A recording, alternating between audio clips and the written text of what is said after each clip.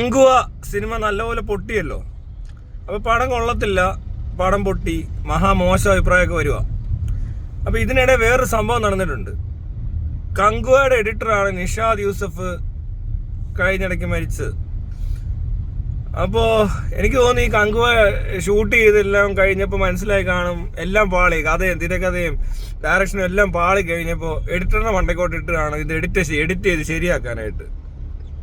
അപ്പോൾ അത്രയും ഇതെല്ലാം കൂടെ ചെയ്ത് കഴിഞ്ഞപ്പോഴായിരിക്കും ഇയാൾക്ക് ഡിപ്രഷൻ ഉണ്ടാകുന്നത്. ഇങ്ങനെയുള്ള പരിപാടിയൊക്കെ ചെയ്ത് കഴിഞ്ഞാൽ അല്ലേ, അല്ല അങ്ങനെ എന്ത് പറയാൻ പറ്റത്തില്ല. ഈ വർക്ക് പ്രഷർ എന്ന് പറഞ്ഞ സാധനമൊക്കെ കൂടി ഇതേപോലത്തെ പരിപാടിയല്ലേ നടക്കുന്നത്. പൈസ കിട്ടുമായിരിക്കും, പക്ഷെ എന്നാലും ഒന്ന് ആലോചിച്ച് നോക്കിയേ, ഇങ്ങനത്തെ ഒരു പണി ചെയ്താൽ ഡിപ്രഷൻ ഉണ്ടാവുമോ ഇല്ലയോ? അത് പണി ചെയ്യുന്ന ഏറ്റവും ക്രൂഷ്യലായിട്ട് നിൽക്കുന്നവരുടെ പണിക്ക് ബുദ്ധിമുട്ടുണ്ടാകത്തുള്ളൂ. മറ്റവരെല്ലാം കുളമാക്കിയല്ലോ. ഇനി അവസാനം വരുന്ന ആളുടെ എഡിറ്റിങ്ങും ഇതൊക്കെ അവിടെ ആയിരിക്കും പ്രഷർ ഫുള്ള് വന്നത്.